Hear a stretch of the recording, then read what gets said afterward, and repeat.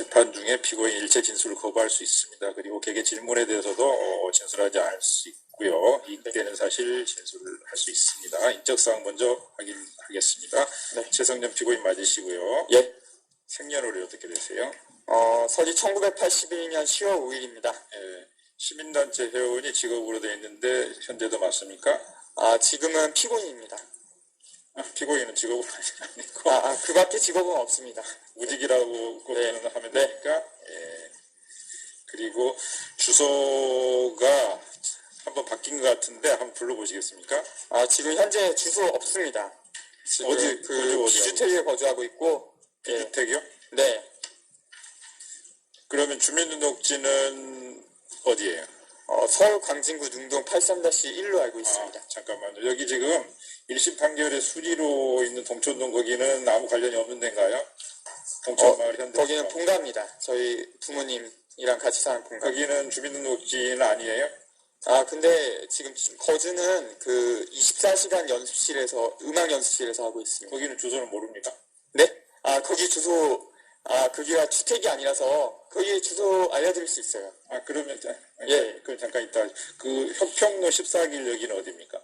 네? 서초구 협평로 14길 28-5 3층 여기는 어디입니까? 그 전에 제가 시민단체에 거주하던 사무실이에요. 원래는 거기 살았어요. 현재는 무관하는 예. 곳이네요. 예. 그리고 주민등록은 아버지 본가에 있는 거기 본가가 주민등록지는 아닌가요, 그러면? 주민등록지로 돼 있어요. 예, 맞아요. 여기는 주민등록지고, 주민등록지가 현대홈타, 1차 홈타운 101동 402호는 주민등록지라는 얘기고. 네. 그 다음에 실제 거주하는 데는 불러주시죠. 네. 거쳐 알려드릴게요. 예.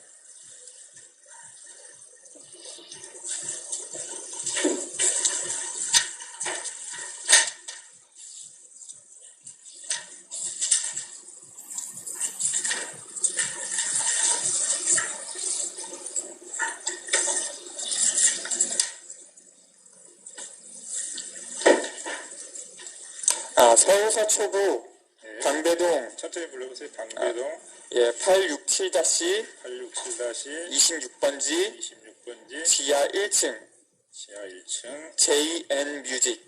JN 뮤직이요? 네. 호수는 특별히 없고요. 이렇게 네. 앉으십시오. 재판 중에 주소 변동이 있으면 법원에 알려주셔야 되고요. 안 그러면 피고인 없는 상태에서 재판이 진행이 될 수가 있습니다. 네. 피고인이 지금 1심에서 공무집행방해로 징역 6월에 집행유예 1년을 받고 피고인과 검찰에서 쌍방이 지금 항소를 한 사건이네요. 예. 맞으시죠? 예. 우선 항소 이유를 검찰부터 진술해 보실까요? 공무를 집행하는 경찰관을 의도적으로 폭행한 것으로 그 죄질에 비춰봤을 때 원심의 형이 너무 가볍다는 취지의 양형부당 이유입니다. 피고인 항소 이유 얘기를 하고 그 다음에 검찰의 양형부당 항소 이유에 대해서도 답변을 같이 해주시면 되겠습니다. 먼저 제가 공소 취소 여부에 대한 의사를 밝히는 성명 명령 신청을 검찰에 일단 항소 이유를 먼저 얘기해 보시죠. 항소 이유 먼저예요?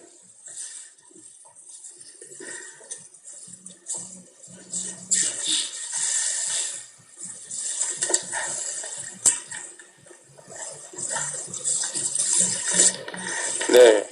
먼저 유지 말씀드리겠습니다. 저는 서울중앙지방법원 형사 제18 단독으로부터 경찰관을 폭행하여 공무집행을 방해했다며 징역 6월에 집행유예 1년형을 받았는데 나는 경찰관을 폭행한 사실이 없기 때문에 이 판결에 불복하여 항소하게 된 것입니다. 항소심에 무죄 판결을 요구합니다. 그리고 이유 말씀드리겠습니다. 2014년도 대학 교수들이 선정한 올해의 사자성어는 지루기마였고 2015년도는 혼용무대였습니다. 또 2014년도 한국의 사법 시스템 신뢰도는 2.4점으로 편하게 하십니다. 앉아서 하셔도 돼요. 네, 서서 하는 게 편해서 이렇게 하겠습니다. 경제협력개발기구 평균의 절반도 안 되는 31위였습니다. 나는 이것이 대한민국의 인민들이 아무 이유 없이 사법부를 신뢰하지 않아서라기보다는 사법부 스스로의 책임이라고 생각합니다. 2013년 1월 4일에 제18대 대통령 선거가 총체적 부정선거라고 대법원에 선거 무효 소송이 제기되었습니다. 공직선거법 제225조에 선거소송은 다른 쟁송보다 우선으로 180일 이내에 신속하게 재판하여야 한다고 강행 규정으로 되어 있음에도 불구하고 대한민국의 대법원은 소가 제기된 지 몇 년이 지난 지금까지도 정당한 이유 없이 재판을 하지 않고 소송을 보이콧하고 있습니다. 그 이유는 재판을 열면 반드시 무효가 되고 법원의 판사가 성감위 위원장이 그 대한민국 특유의 권력 구조이기 때문입니다. 그러면서 선거 소송을 제기한 소송인에게 무려 명예훼손죄를 걸어서 구속을 시켰습니다. 굳이 구속을 해야 할 만큼 아주 긴급한 사안이 있었던 모양입니다. 이 제18대 대통령 선거 무효 소송인단의 핵심 간부인 나는 폭행 사건을 조작하여서 4개월 동안 구속시킨 것입니다. 2015년 11월 14일 민중총궐기 날 나는 구속되어서 2016년 3월 10일에 보석으로 출소했고 4월 27일에 유죄 판결을 받았습니다. 그런데 정말로 회개한 것은 검찰이 형법 제136조 제1항 폭행으로 공무집행 방해 단 한 가지로 기소했는데 체증이라고 찍어놓은 비디오와 사진에는 폭행하는 장면이 전혀 없었습니다. 또 경찰이 공무집행 방해로 끌고 가지도 않았었습니다. 일반 교통 방해와 집시법 위반으로 끌고 가서 공무집행 방해로 처벌한 것입니다. 2015년 11월 27일 본 피고인이 구속 적부심 때 검찰은 체증 영상 이후에 폭행이 있었다고 했는데 그 이유는 체증 영상의 폭행 장면이 전혀 없었고 경찰관들이 공무집행 방해로 연행한다고 고지도 하지 않았었기 때문입니다.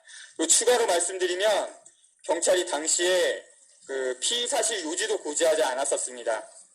그리고 끌고 가서 사건을 터무니없이 조작한 것입니다. 그리고 이 사건 피해자인 경찰관은 폭행으로 인해 허리 디스크에 걸렸다고서 진단서를 제출했다고 했는데 검찰이 진단서를 증거로 제출하지 않았었습니다. 체증 영상도 없고 직접 증거가 될 만한 것은 그 진단서뿐입니다. 그런데 이것을 제출하지 않은 것을 보면 완전히 조작 사건인 것입니다. 이 사건은 형사사건입니다.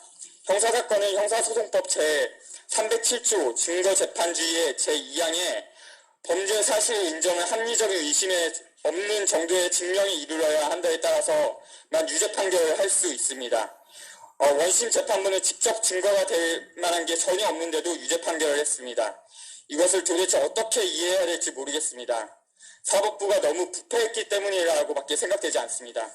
앞으로 경찰이나 국가정보원 직원 같은 사람이 거짓말로 진술을 하면 판사가 그 진술만 믿고 판결을 하는 이런 대한민국식의 형사재판에 신기원이 생겨날 것이라는 심각한 우려를 표하지 않을 수 없습니다. 백남기 선생 살인 진압 책임자는 어떤 처벌을 받았는가? 정말로 유죄인자는 아무 처벌도 받지 않고 무죄인 사람에게 그 책임을 전부 뒤집어 씌워서 유죄를 조작해서 처벌한 것입니다. 서울중앙지방법원 항소심 재판부에 다음 두 가지를 요구하겠습니다. 첫째는 경찰이 체증 영상이라고 찍어놓은 비디오를 저희 피고인 측에서 공개할 수 있도록 허락해 주십시오. 이 비디오를 공개해서 체증 영상에 폭행하는 장면이 전혀 없었는데도 서울중앙지방법원이 유죄 판결을 했다는 사실을 알리고 많은 사람들의 판단을 바라보고 싶습니다. 둘째는 이 사건은 대선 부정선거를 은폐하기 위해서 조작한 사건이라고 생각됩니다. 법대로 이 사건 형사재판보다 대선 선거무효소송 재판이 먼저 처리될 수 있도록 해주십시오. 앞으로도 정권이 부정선거를 하더라도 법원이 선거무효소송 재판을 안 할 것 아닌가? 이상 진술 마치겠습니다. 네, 취지는 앉으십시오. 요지는 폭행한 사실이 없다 이것이고 그리고 폭행 연행되는 과정에서 경찰에서 고지했던 내용이 폭행이나 공무집행 방해가 아니었다 이런 얘기 그 다음에 체증 영상이 공개돼야 된다 이런 취지 주장이신데 네. 어쨌거나 폭행이 없었고 공무집행 방해를 한 사실이 없다 이거로 보이네요. 네. 그 피고인의 항소 이유에 대해서 검찰에서 답변하시겠습니까? 이유 없음으로 기각하여 주시고. 예. 그러면 이 사건은 폭행이 있었는지 그게 공무집행 방해 정도에 이르는지 공무집행 방해죄에서 규정한 폭행의 해당되는지 이거를 판단을 하면 되겠네요. 그리고 1심에서는 검찰 측 증거로 증인 박원규가 증언을 해서 폭행을 한 사실이 있다는 취지로 증언을 했었고, 그 외에 그 검찰하고 경찰에서 피고인이 조사받으면서 했던 거는 증거 능력이 인정이 안 돼서 증거조사 자체가 안 됐고요. 그 다음에 피고인 측에서 윤기아, 김남아 진술서를 내서 그게 증거조사가 됐었네요. 그리고 1심에서는 하여튼 주요 증거가 그 박원규의 증언으로 판단이 된 것으로 보이고, 1심 증거조사 내용은 따라서 하여튼 절차 자체가 증거조사에 문제가 있다거나 그런 게 있었습니까? 이해하실 부분이 있었던가요? 없습니다. 그러면 증언 내용이 사실이 아니다 이런 취지이신 모양이죠. 네. 그다음에 1심 증거조사에 대해서는 1심 증인의 증언이 사실이 아니다 이런 취지로만 기재를 해주시고, 그 항소심 증거 신청과 관련해서 검찰이나 피고인 측에서 증거 신청을 추가로 하실 게 있으신지, 증거 신청을 추가할 게 있으신지, 우선 검찰에서 추가 증거 신청 있으신가요? 아니, 없습니다. 피고인은 적어내신 걸로 보면은 그 동영상 부분 제출해라 하고 있는데, 지금 나온 동영상은 우선 폭행 시점이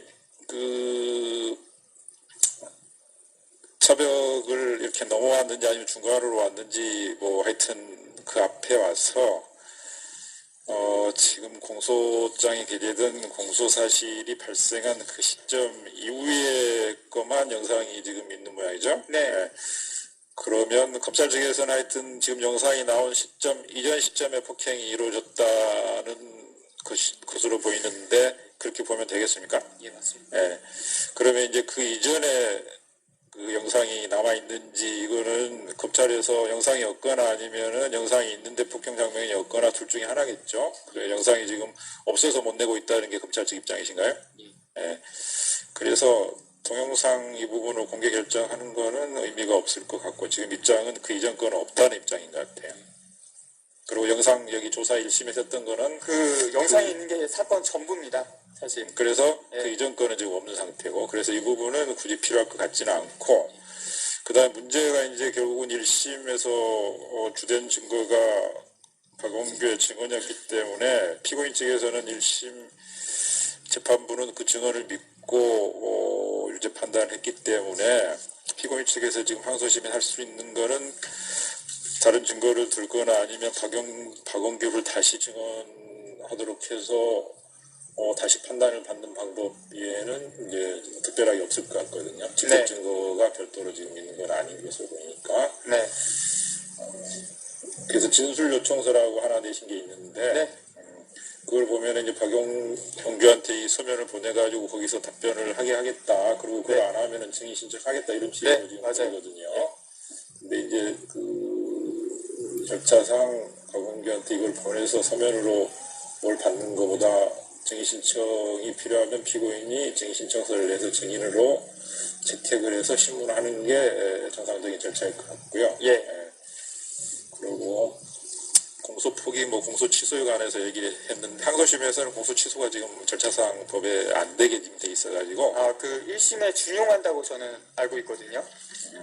항소심에서는 아마 그게 결국 절차상 안 되니까 항소심에서 할 거는 우선 피고인이 박원규를 증인 신청을 원하면 증인 신청을 해서 증언을 하고, 그 다음에 다시 한번 판단을 받는 게 맞는 것 같아요. 그리고 이제 형사소송법상은 그 물증이 아닌 그 진술 증거도 증거 능력이 일정 요건 하에 있는 것으로 법에 규정이 돼 있고, 증언도 그 말이지만 증거 능력 자체는 있는 것으로 이렇게 돼 있습니다. 네. 판단의 문제, 신빙성, 증명력의 문제이기 때문에 네. 하여튼 우리 법 체계상 그렇게 돼 있습니다. 네. 그렇게 하고, 그러면 증인 신청서를 정식으로 내시고 그 박원규의 근무처라든가 뭐 이렇게 해서 소환이 돼야 되는데 그게 그냥 가능하죠. 그 구두로 지금 신청하는 걸로 하면 안 될까요? 신청을 하는데 네. 신청하고 채택은 저희가 뭐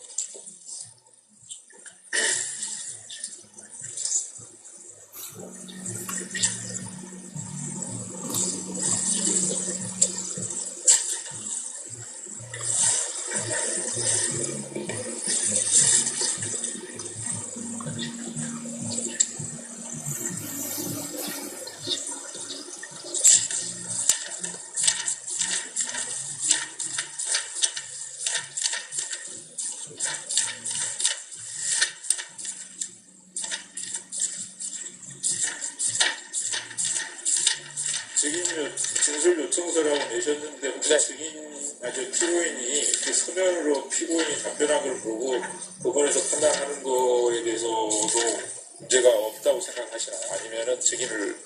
법정에서 문제 없습니다. 예. 일단 네. 소환을 해가지고 네. 법정에서 증언을 다시 들어볼게요. 근데 그 진술 증인 신문의 범위를 네. 다른 범위로 이렇게 확대시키지 말고 지금 박원규가 네. 경찰에서 진술조사 한번 3회 진술조사 3번을 받았네요. 그 다음에 네. 진술서를 하나 써낸 게 있고 법정에서 진술한 게 있는데 이 부분을 비교를 해가지고 네. 그 폭행 전후 상황에 대해서만 반복되지 않게 물어보는 식으로 좀 효율적으로 증인신문을 해서 시간이 너무 이렇게 30분 초과되지 않도록 이렇게 하면 될 것 같아요. 제가 써놓은 게 전부 다 필요하다고 생각해서 진짜 요약해서 적은 거거든요. 그래서 이 전부 다 진술서에 있는 거예요? 필요하다고 저는 생각합니다. 그리고 일단 주소를 확보를 해가지고 소환장을 보낼 수 있도록 그건 피고인이 우선 하셔야 되거든요. 일단은 그러면 그 구두로 일단 증인 신청을 하고요. 그 박원규 씨의 그 소재지는 지금 서울 금천경찰서에서 119 종합상황실에서 경사로 근무하고 있습니다. 그러면 채택을 오늘 하겠습니다. 예. 그리고 지정을 해드리고 만약에 증인이 소환이 원활치 않아가지고 네. 진행이 안 될 경우에는 이 진술 요청서라는 거를 보내서 서면으로 답변을 하도록 차선책으로 좋습니다. 그렇게 한번 하면 될 것 같습니다. 네. 그리고 오늘 이루어진 증거조사 관련해 가지고는 뭐 다른 의견 있으신가요? 없습니다. 예. 그리고 추가 증거 신청할 거 따로 있으신가요? 없습니다. 예. 기일은 지정을 해드리겠습니다.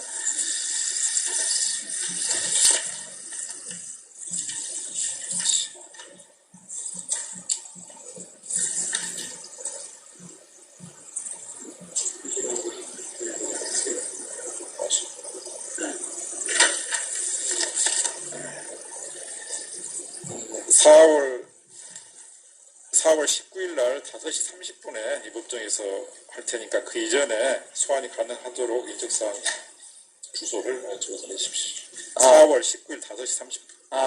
예. 예. 예. 그렇게 하고 한두 번 이렇게 소환해서 안 되면 아까 말한 대로 의견 요청서인가요? 진술 요청서 그것도 보내는 방법도 한번 생각해 보겠다. 이렇게. 알겠습니다. 예.